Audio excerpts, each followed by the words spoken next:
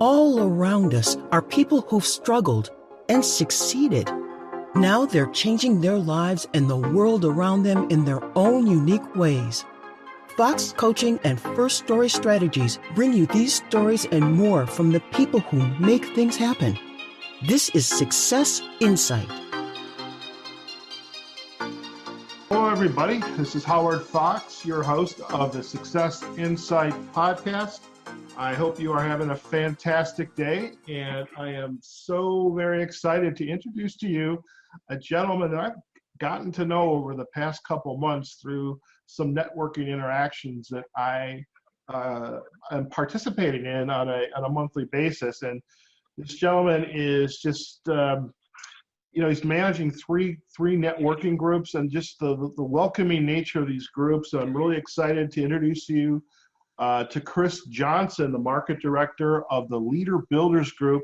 So Chris, welcome to the Success Insight podcast.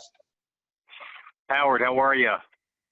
Doing well, my friend, doing well. And, as I was, doing the introduction here, I was thinking about, and the reasons why I thought I would love to have you on the show is just that, networking in this day and age when we're there's so much angst in our how we live, what we do, where we do it, and networking is such an important part of staying connected to people. And what you're doing, with the folks at these groups is so very powerful. And I'd love to learn more about you, how you got started, and how you got into this idea of planning and executing, promoting this idea of networking, and just the effect, and really to demonstrate the effect that you're having on other people's lives. So let's start with your story. Tell us a little bit more about yourself. Thank you for that. And I'm very grateful that you and I had a chance to meet a couple months ago. I don't even know how you even got introduced to the group. I mean, was there somebody that you knew? I think it was Brandon and Amanda. Grandma's Wealth Wisdom, and Brandon and Amanda actually own the coffee shop, the Overflow Coffee Bar, that was my second office right around the corner from me, and that was the second office. They're awesome people. Yeah, Brandon and Amanda are a very integral part of what we do with Chat at 8, and then we also do Mingle at Midtown. We have two groups: Chat at 8 Northbrook, Chat at 8 Burr Ridge, and it's something I'm very passionate about. It's something that allows me to have tremendous impact on people, and I hope they feel that when they come in. We try to be extremely welcoming to folks, and then we find that introvert, which I think happens at, you go to a chamber event or you go to some other networking event, we see that all the time. You'll have an introvert, they'll stand there in the corner and feel a little bit out of place. So we take tremendous pride in grabbing that person and, introduce them to somebody like you and finding synergies where, they can meet other folks that they can do business with. But, our whole thing with networking, and it starts with people. Everything in life is about relationships. I don't care what business you're in. And I've been in, several in my career, had an entrepreneurial background, but as far as building networking groups and building synergies and alliances, I find that to be really one of the most satisfying things that I do. Excellent. And, in the spirit of full disclosure, I actually am a classic introvert, and it is probably through being an entrepreneur myself, owning my own business and having to do it all, sales, the marketing, the execution, is you have to also learn how to network. And it's actually fun. Is it easy? Sometimes not so easy, but it's a lot of fun. And I think as an introvert, we start to kind of build that muscle, so to speak. We learn how, this is not so bad, and I enjoy doing this. So I definitely, for all the introverts out there, when you're in the Chicagoland area, the Chat at 8 and the Mingle at Midtown, these are great events to go to and start to network. And I am curious, though, is how did these networking events come about? Had you been a part of another networking club, or what was the brainchild behind this?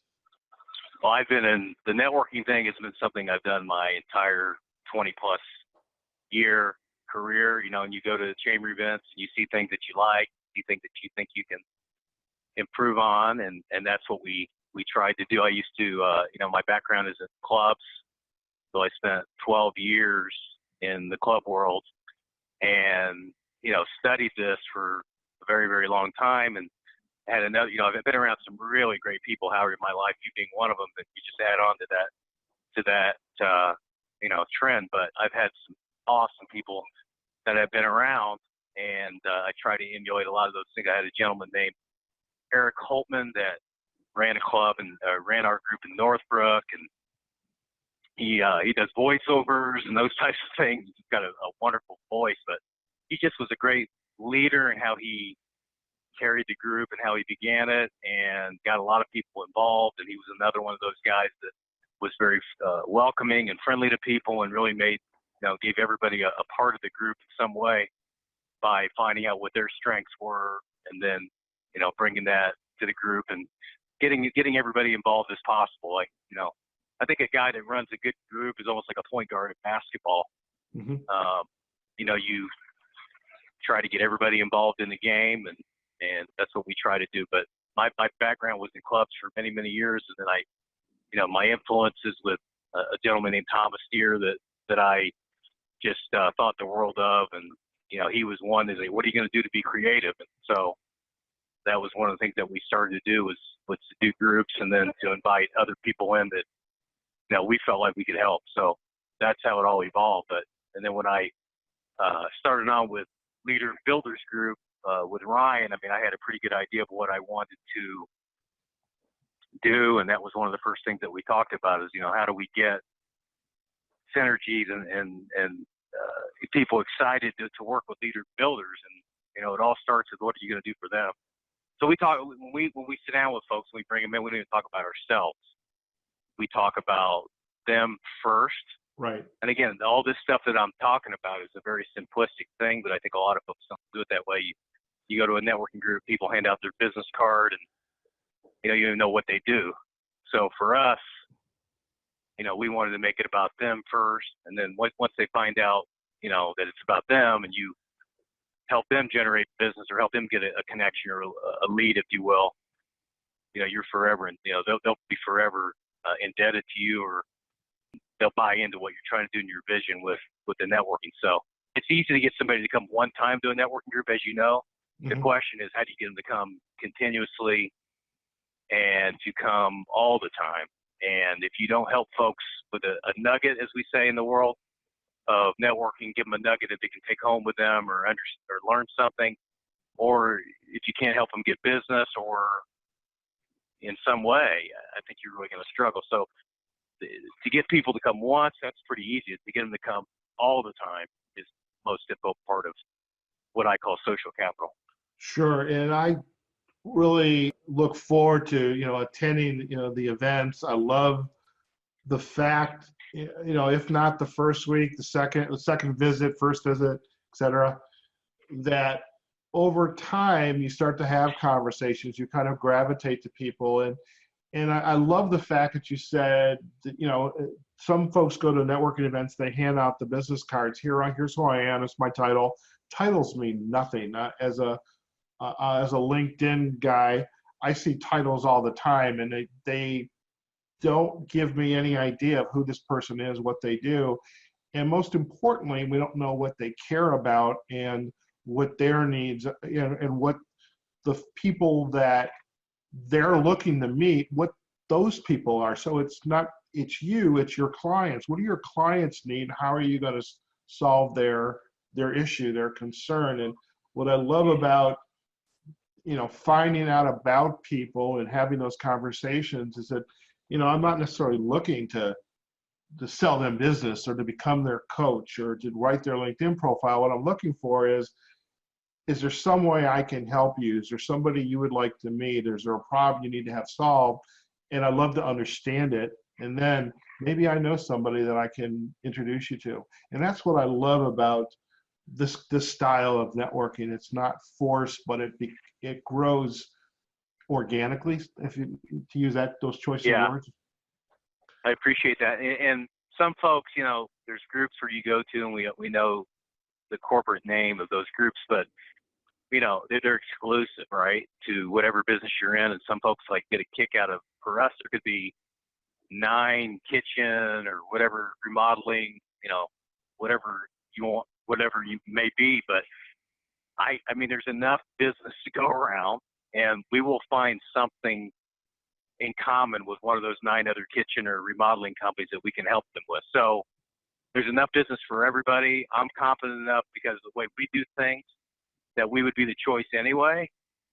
And, we just thoroughly enjoy that aspect of things, that it's not exclusive. So for my dream is to have 100 people in every single room and finding, those other 99 folks in the room business. I mean, that's what I get joy out of. And hopefully they find something interesting in the group or someone in the group that can help them when someone's down for that day, and they come to the group and they get uplifted by something or something I said or something you said. That's a valuable thing, and that's why we do it. Excellent, and I definitely share in that dream with you.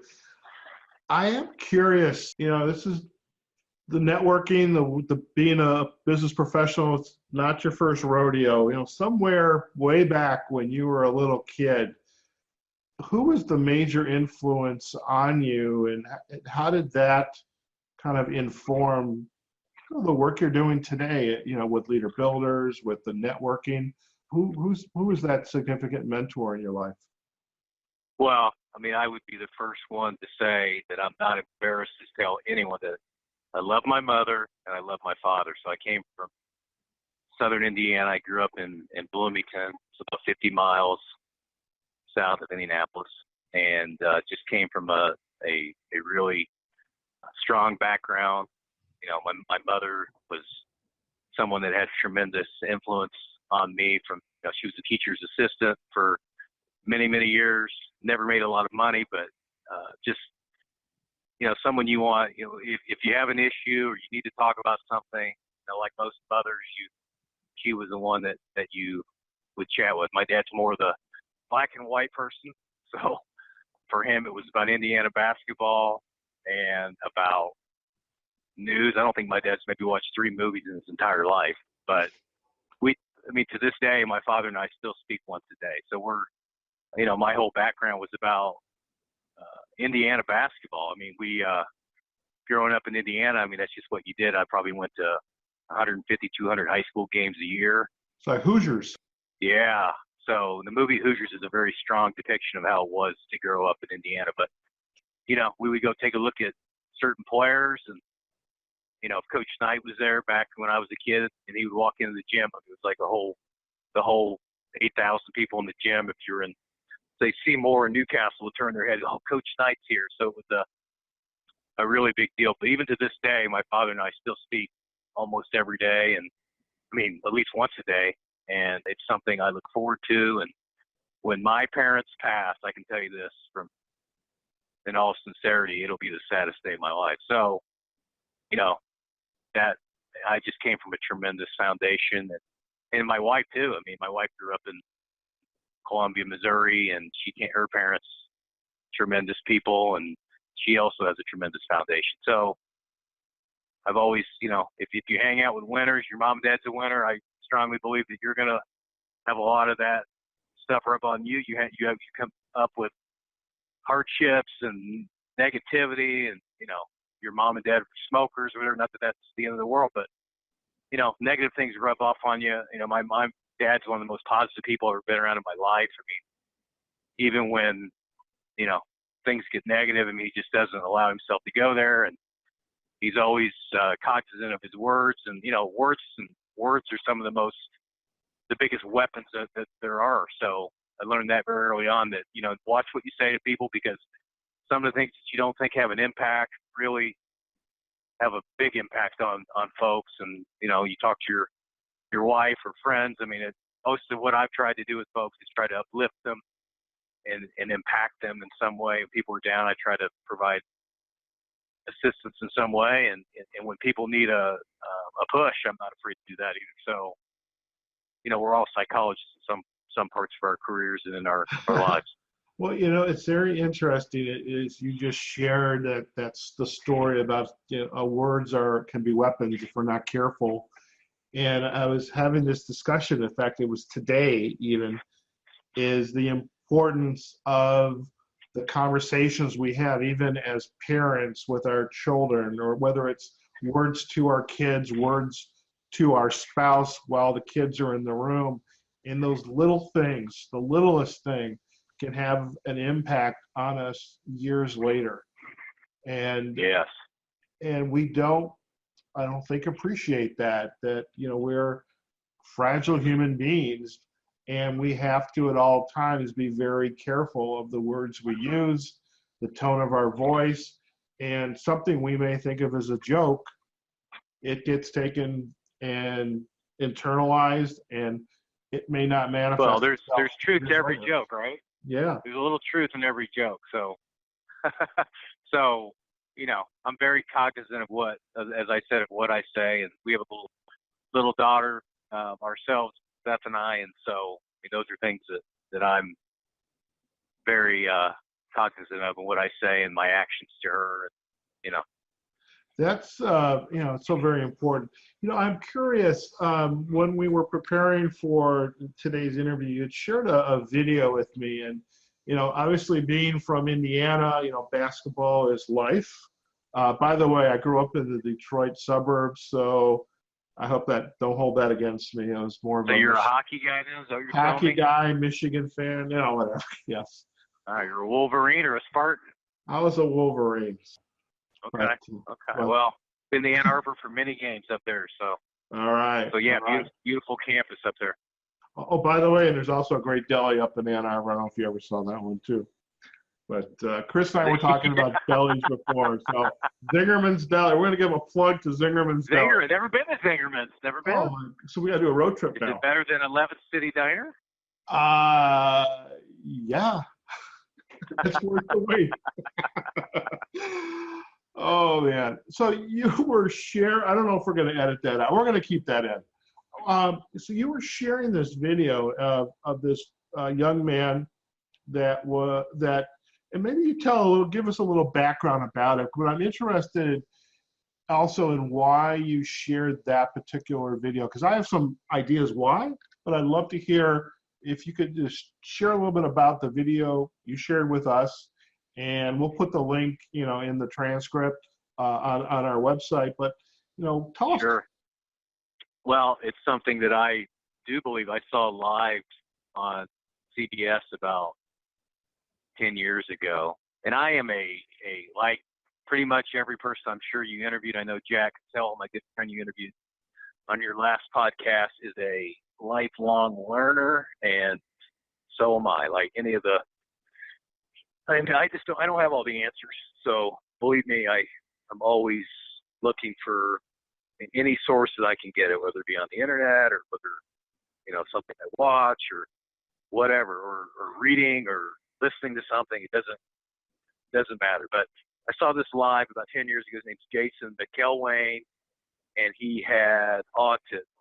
And the coach, he was a manager for, I don't know, a couple of years on the high school team, and the coach ended up with about 3 or 4 minutes to go, putting him in the game. I think his senior year, the last game that he was in high school, and the kid ended up hitting like 6 or 7 3-pointers. And I tell you what, I've watched that video probably twice, maybe once, when I don't know if I'm feeling like I'm big on being grateful. So if I'm feeling like a little entitled or not in that grateful state of mind, I watch that video. And I'm an emotional guy, and again, that's something else I'm not going to apologize for. I'm pretty emotional. My wife might roll her eyes when I say that, but that one really gets to me. But he had he had 6 threes, and he goes, I was hot as a pistol. He said so. And from that point, I think he's now a motivational speaker. He's run the New York City Marathon, I want to say. So he's taken that. He was on the ESPYs whenever it happened. Right after that event happened, he was on the ESPYs. I think he received an award. So he became a bit of I don't know what I would say, a celebrity, but he had his however minutes of fame from that. But he's taken that and used it as a springboard to other things. And, his story, I'm sure, would be very motivating to a number. I mean, that you can do anything you want, no matter what your setback is or whatever deficiency that you've been born with. And, it's a reminder to me that I am very, very blessed in my life, and there really is no excuse to not be grateful and to help as many people as I possibly can, and I'm almost feeling a calling to I went to the Indiana Northwestern women's game, and I had a autistic or special needs gentleman that went up to me, and it was cold. I wanted to, I asked him if he wanted to sit in my car, and he did. So I'm almost feeling that calling to maybe work in that environment at some point with, special needs. That's a story that it's poignant. It's what was coming across for me and watching it is that everybody's bringing something to the table in an environment. We have roles to play. We can step out of those roles and perhaps try new roles. So, kudos to the coach for putting the kid in and letting him stay in, and just the lifelong experience that he can then take with him and do the other things he's doing, which you've just described. What was coming to mind too, as you were sharing the story, earlier in the year, I was interviewing or being interviewed to potentially coach an individual who was blind, and I have never coached anybody that was sight impaired, I should say. And what was interesting about this person is they were an accomplished triathlete, and they were also an accomplished TED Talk speaker. And as you were sharing that story, I was thinking that kid would be a great guest for this show. That individual that I was being interviewed for the coaching would be a great individual to have on the show, because they were dealt some cards that, however unfortunate, they rose above it. And I think that's what I got out of that story, is the kid rose above the challenge that he had. He was there. And kudos again to the teammates, to the coaches, to the entire attendees in the gym, of recognizing the importance of that moment of being supportive. And so it is a wonderful calling. There's people out there that need that what you have to give, Chris, and whether it be Special Olympics or other types of events. I mean, it's a wonderful thing to do. Yeah, and I to add on to that, as I think about it, I think he's a coach now too. I think he coaches basketball. I don't know if he's the assistant or become the head coach, but it's just a really, really heartwarming story. And I just you just have to have tremendous empathy for people, and like you said, everybody has a gift, and no matter what the limitation is, you can bring something to the table. So, really cool story, and it's one that I really I watch that all the time. Yeah, well, I just appreciate you sharing it. I was thinking too, next time I'd love to have you on again, and I'm thinking, in the world of leader builders, I mean, you work with a lot of the trades folks, you work with a lot of customers, and a lot of it is about communicating, managing expectations, getting the best out of the people, because your clients are spending their hard-earned money to get your product produced and installed. So I think that would be a great conversation. Maybe we could delve into that on a future I'd love it. Visit on the show. I'd love it. Excellent. I'd love it. Listen, in the few minutes we have left, if our listeners would like to learn more about you, would like to learn more about Leader Builders, what's the best way to, or even the, chat at 8, Mingle Midtown, what's the best way for them to kind of get to meet you, get to know you, and perhaps even reach out? Well, their chat at 8 is on Facebook. We send out an invitation so they could friend me on Facebook, and then I can start sending out the invite that way. Same way with Mingle at Midtown.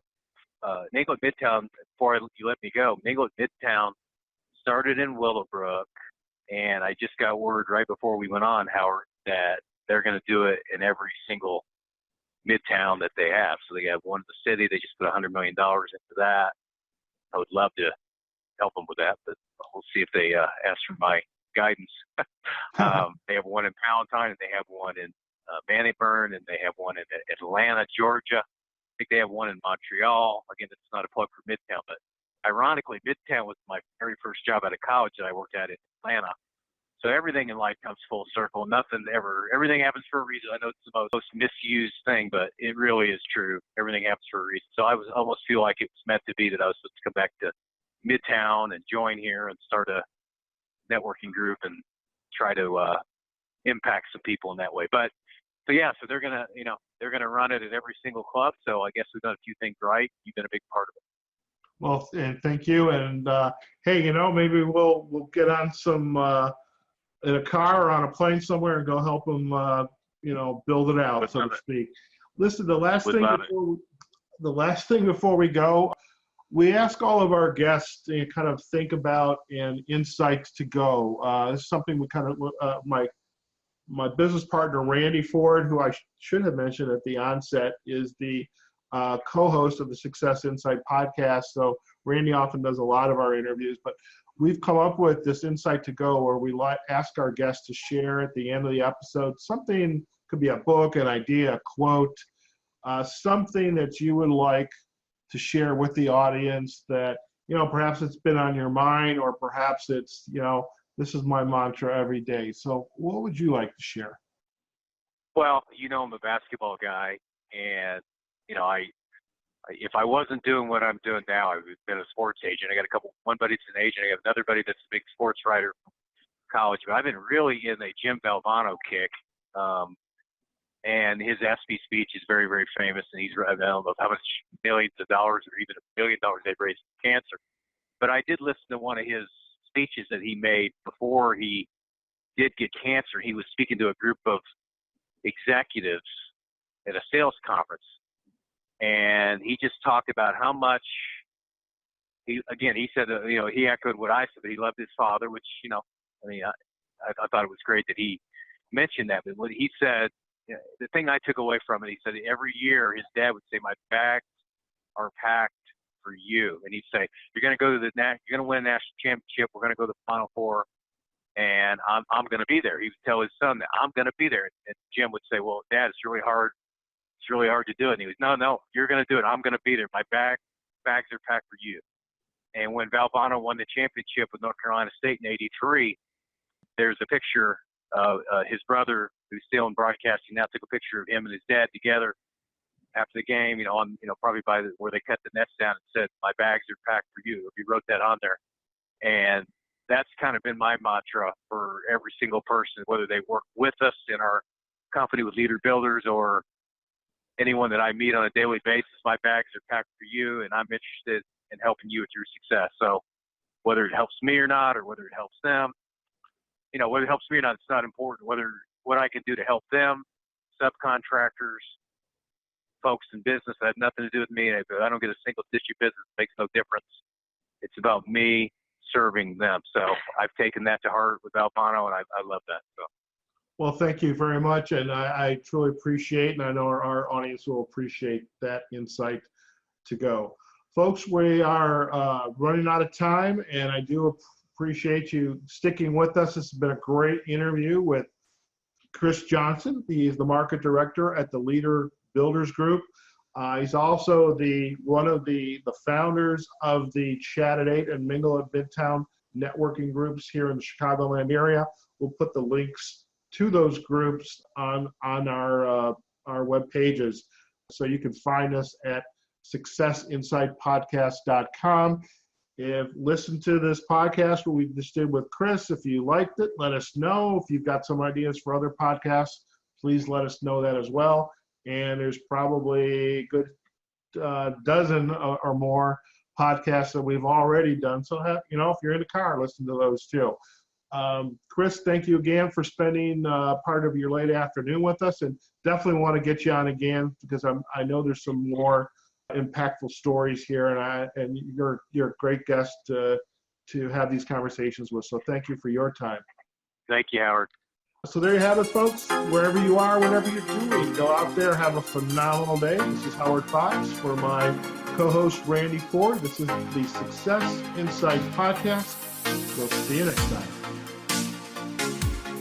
Six Insight is a production of Fox Coaching and First Story Strategies.